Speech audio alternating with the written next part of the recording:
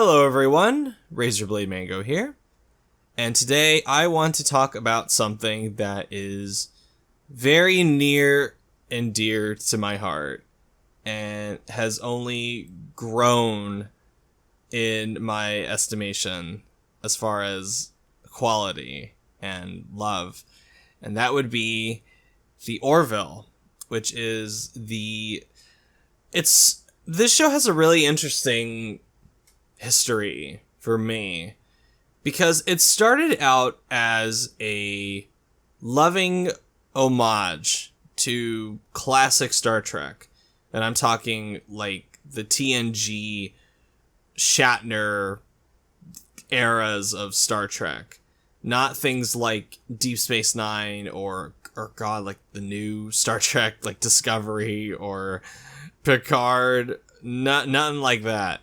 The old Star Trek. And this show started out like that. And throughout the years, and with each new season, it has just progressively gotten so much better.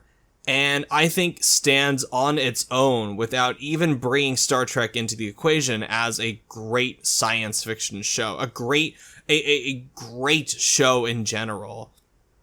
And this is something I never expected from Seth MacFarlane of all people, because I'm not a Seth MacFarlane guy. I don't really like Family Guy anymore. I can never get into things like American Dad or The Cleveland Show. I don't even know most of the other TV projects he's done. I'm sure he's done others, but I don't keep track of his career outside of The Orville. I don't really like him as a writer when it comes to movies. I'm not really big on Ted. I especially hate the second one. I never bothered to watch that cowboy one he did, whatever it was called, because it looked like ass. So, going into The Orville when I watched it all those years ago, I think both seasons were already out by that point. And I don't remember exactly when I started watching it, but I heard about it from Red Letter Media first, because they did a mid-season review of Star Trek Discovery Season 1, and they brought up, it was Mike and Rich, and they brought up how The Orville is like a breath of fresh air compared to Star Trek Discovery. And they were kind of talking about, because Rich liked it a lot more than Mike did, because Mike couldn't watch it because I guess it reminded him too much of Star Trek, to the point where his brain would just go haywire trying to point out all the different little references and blatantly stolen ideas from Star Trek. But I didn't watch it at that point, but I knew about it. And then it was I think like a few years later, where I first heard about it again from one of my best friends. And he told me, hey, there's this show called The Orville. I don't know if you've ever seen it. I really like it. I think you might enjoy it.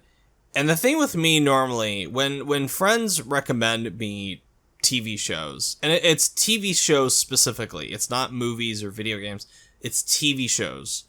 When friends recommend me TV shows, it tends to kind of just go in one ear and out the other.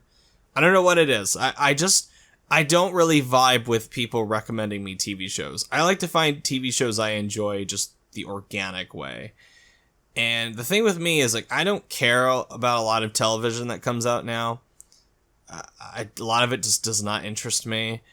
But the stuff that does come out that does hit with me, it can hit pretty hard, and I really get into it, like Breaking Bad or Castlevania on Netflix, or now The Orville.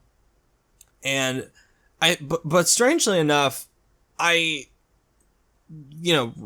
obviously listened to my friend recommending me The Orville, and I thought, okay, whatever. And then I think it was maybe a few months to a year later when I'll get these random sparks of desire to watch a specific thing. I can't explain it. It just happens. And I got one of those random sparks of desire, and this time it was to check out The Orville, because I had seen that it was available on Hulu, and I thought, all right, well, I'll give it a shot. Let's see how this goes. And I ended up watching all of season 1, and I liked it quite a bit more than I thought I would, because I'm somebody who's a very late bloomer when it comes to classic Star Trek. I actually started watching classic Star Trek more during the first wave of COVID back in 2020, because I needed something that was a lot more optimistic about the view of the future. It just where my headspace was at that time. I just needed something much less cynical and grungy about, oh god, everything's fucked. Everyone's wiped out everyone and the earth is in ruins. I needed something else. So I watched Star Trek, classic Star Trek, and I really liked it. And the Orville, I got the same vibe from it when I watched the first season. And I thought, okay, the show is obviously, there's a conflict here. It's a lot more, it's almost exclusively with the first season, where because I think Seth MacFarlane was working with Fox at the time, and the Fox executives only saw him as, oh, you're the guy behind Family Guy and American Dad, so this must be a comedy, right? This must be primarily about making people laugh. And you can tell that corporate mentality hovered over the first season of the show, because there's a lot of, I'd say, very awkward jokes that undercut a lot of the tone that it's trying to go for. Things like, you know, you'll have the modern language come in where people say, oh, well, that guy's a dick. Or you'll have it where it's like the very James Gunn-esque jokes where there's a serious moment, but then they have to undercut it with a joke, which I've grown so sick of over the years. I'm so tired of these jokes that just always undercut an atmosphere or undercut a serious moment. I don't like it. I got over it so long ago. And I don't think it's as egregious in the Orville season 1 like it is in a lot of Marvel movies now, or even some DC movies now, but I saw potential in it. I saw what Seth MacFarlane was trying to do, and I could tell that Seth MacFarlane really wanted this show to be more what I wanted it to be, where it's a classic homage to Star Trek, where the jokes come in more naturally, and there's more character moments in it, and it's taken with a tone of seriousness in some cases, and that kind of stuff I really like, because I'm not against jokes, like jokes or in general. I like it when a thing can be funny and it can work and it doesn't undercut its own atmosphere. I think the Orville, especially in season 2 and season 3, have some hilarious episodes. Some of them are, and moments that are so funny that made me like, I was like in tears when it was over, because I laughed so hard. And I love it when it can do that and balance out a more serious tone. But it takes a skilled writer to do that. And there aren't a lot of writers that are able to do that without coming across as incompetent. And again, this is just something that I never expected from Seth MacFarlane, where when I think of Seth MacFarlane's science fiction show, I think of just the typical Family Guy thing, where I basically think of the Star Wars episodes from Family Guy. Like, that's where my brain goes when I imagine Seth MacFarlane science fiction show. What I don't imagine is a science fiction show that has a loving amount of respect to old Star Trek and can somehow be beautiful and action-packed and funny when appropriate, and also deal with really dark, touchy subject matter in a very respectful, insightful, and compassionate way. That's something I don't expect from Seth MacFarlane. It's just, and yet that's what the Orville does, especially in season 3, which season 2, I when I went on to watch season 2, because I saw the potential in season 1, I loved season 2. I thought season 2 was great. And then season 3 came out 3 years later, and I absolutely loved season 3. I thought season 3, The Orville New Horizons, I think is not only their best season so far of The Orville, I think it's one of the best seasons of any show I've ever watched. I really mean that. And I think the jump from Fox to Hulu, it being a Hulu original, was the best possible thing that this could have happened for this show.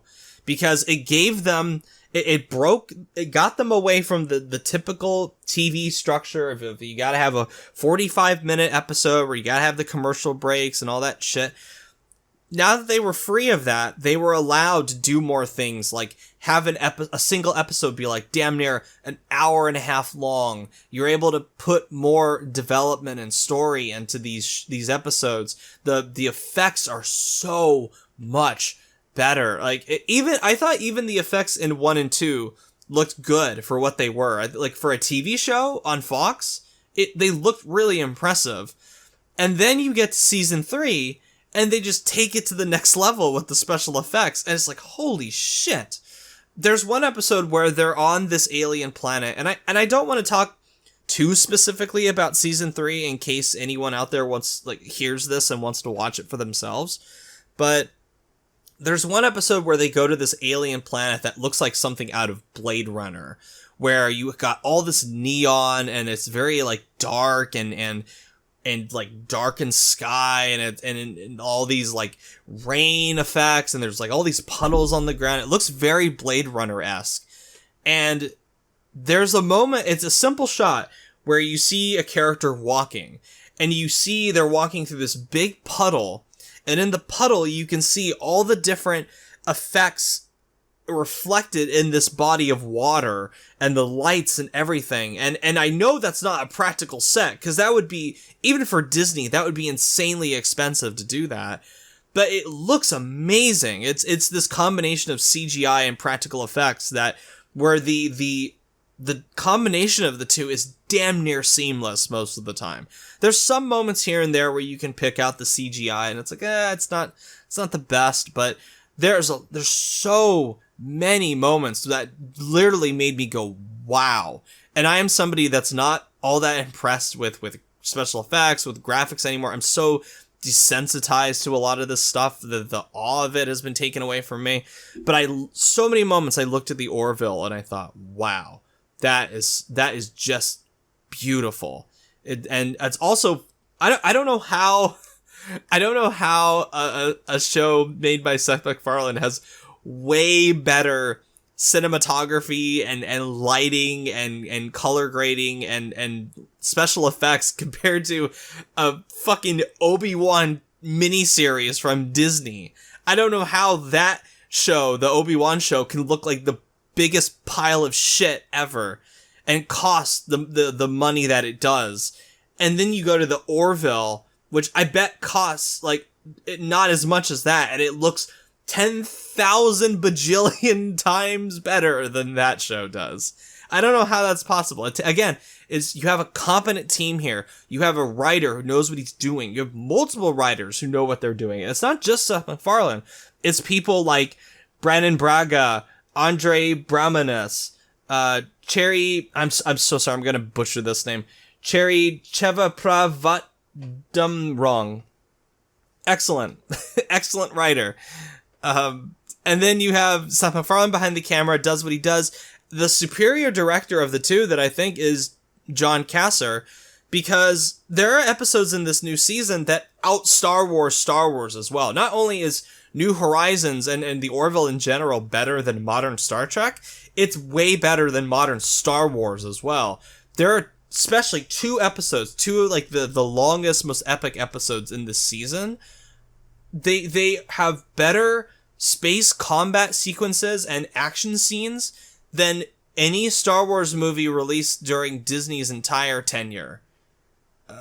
I really mean that. They're just, it's dazzling. And this is a word I don't often use with anything. This show is simply dazzling.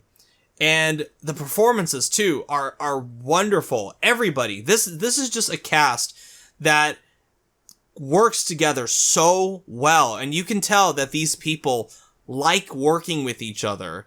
Even weirdly enough, I forget that the actors that play Grayson and Malloy used to be married, and I think they were still married while this season was being shot. But if they make a season 4, I bet that I would forget about it the moment I saw those two together on screen. That's how good the acting is in this show. Everyone is fantastic. And the big MVP, shockingly, is Seth MacFarlane, because I believe him 100% as this leader of this ship. Because in real life, Seth MacFarlane has to be a leader. If he's not a natural born leader, he better learn how to be one if you're gonna run an around the clock production like Family Guy, American Dad, Cleveland Show, all these movies, this TV show combined. He's gotta be an effective leader. He's gotta be doing something right. And that experience and sense of leadership and that aura of like, I can follow this guy into hell and I think I'd be okay. The vibe that I get from Seth MacFarlane in the show is that he comes across as a natural leader. He is the consistent, solid table that is holding every element of this show up. It's him. And he's fantastic. And he's in season 3 less compared to season 1 and 2 because they want to give more time to characters like Malloy and Bordas and Topa. But at the end of the day, Seth MacFarlane is the big guiding light of this show. And he does a great job as far as acting. And I also finally, I know I'm gushing on and on. I don't know how long this video is going to be because I could literally talk about the Orville for hours. I could do it because I love this show. I could probably, if there's any like Orville podcast out there, I could probably go onto it and talk about a single episode out of this show for like 2 hours. I probably could do it because there's so much, especially in this new season. Each of these 10 episodes in this new season are just packed with stuff, packed with ideas, packed with beautiful sequences, packed with amazing imagery, packed with great performances. And the thing that surprised me the most about this season 2 is that I think in the first and second season, a little more clumsy in the first season, is that, as I mentioned previously, this show knows how to talk about modern themes in it, but they're massaged in a way that doesn't feel like the audience is being hit in the face with a sledgehammer. And that's always, whenever I see a show try to talk about issues nowadays, things like homophobia, racism, transphobia, genocide, suicide, like all these really dark, sensitive subjects, they're done with the subtlety of like an air siren. And they're always doing this like preaching to the choir kind of shit in a way that's anyone who's not on board is not going to be convinced by this. And people that are already on board with this stuff are going to be bored as shit because it's like, okay, I already know this. Like when a lot of stuff that I watch, that's probably why I don't watch a lot of TV shows, because so many of them just hit that same button over and over and over again with the homophobia is wrong. And I'm like, I know. Transphobia is wrong. I know. Genocide is wrong. I know. Racism is wrong. I know. And I feel like in less capable hands, the Orville could have definitely fallen into those traps. But the way the writers are able to, especially Seth MacFarlane, as someone I would not expect to have this kind of touch as a writer, there are episodes in this new season in particular that deal with these heavy themes, but they're done in a way that doesn't, with rare exception, it doesn't make anyone an outward bad guy. Even the person in the show that on a semi-regular figure on the show who is much more in the camp of being homophobic and transphobic, it's portrayed in a way that it's not done out of cartoon villainy. It's done in a way where this character, even though they are this homophobic, transphobic character, it's in a way that's portrayed that you not sympathize with them, but you understand their mindsets and you feel sympathy towards them because they are projecting their own fears and insecurities and history and trauma onto this other area that doesn't warrant this kind of treatment.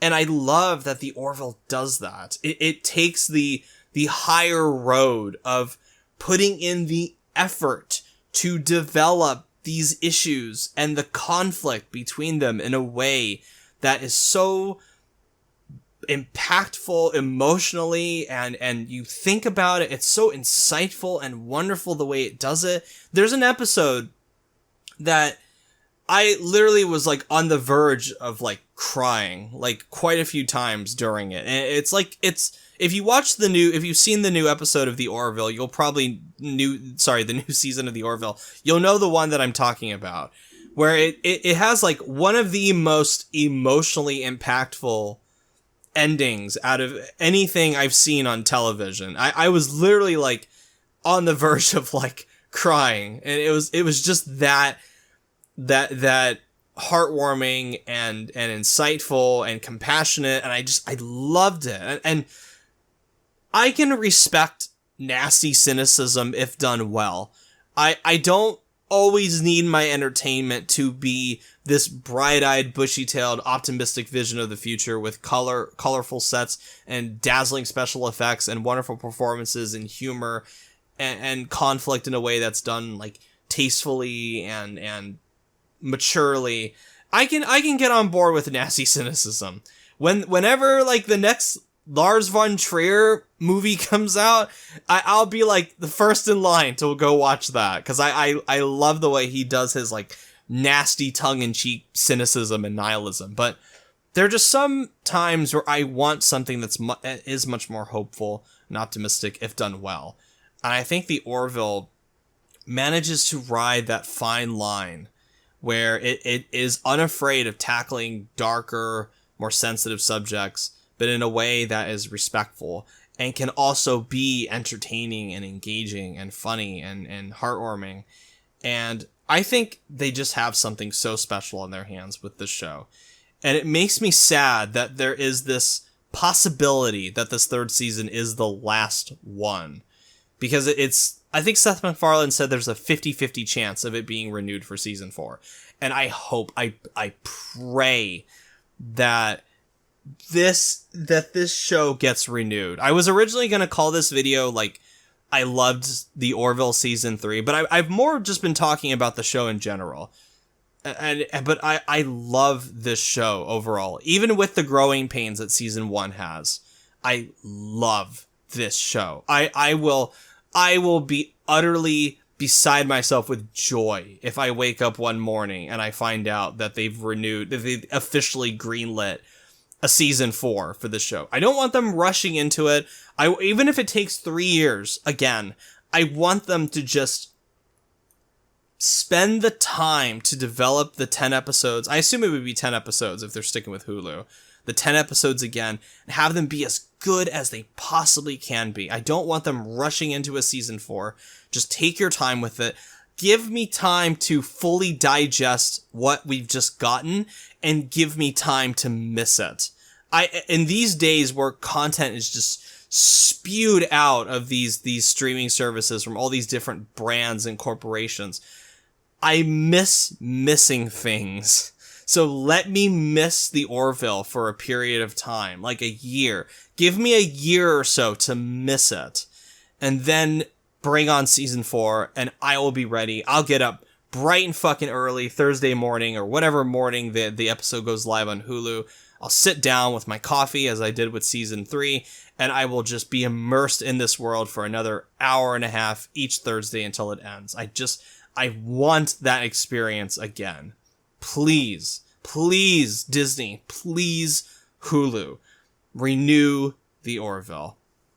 All right, thank you so much for watching. If you like what you see, subscribe. Let me know what you think about The Orville. If you haven't seen it yet, let me know if my video at all talked you into it. And as always, I am Razorblade Mango. Thank you so very much for watching, and I will catch you all later. Bye.